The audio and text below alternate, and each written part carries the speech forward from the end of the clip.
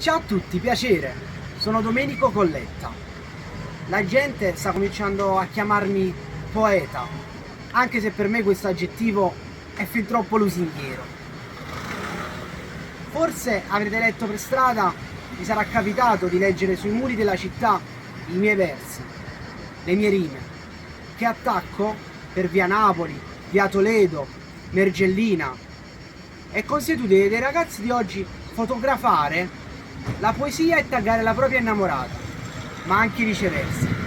Potete trovare tutte le mie poesie nel mio libro intitolato Si fosse poeta, diviso in 3 capitoli.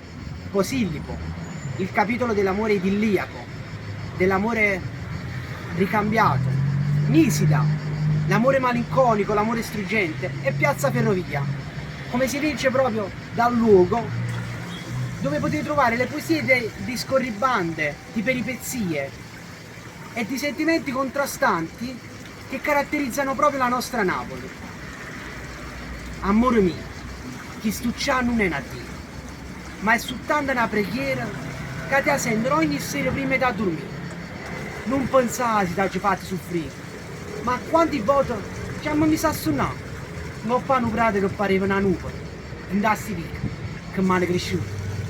Tu mi hai incantato, tu mi hai stregato, tu, quanti volte mi hai ingannato con chi occhi a fare. Tu non sei bianco o nero, tu sei un arcobaleno che mi ha cresciuto e mi ha fatto bene e male.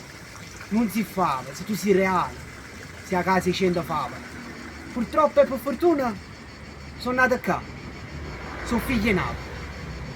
Potete trovare questa ed altre poesie sul mio profilo Instagram Se fossi poeta. Ragazzi, divulghiamo la poesia, divulghiamo l'amore e divulghiamo i sentimenti autentici. Un saluto, grazie al mattino.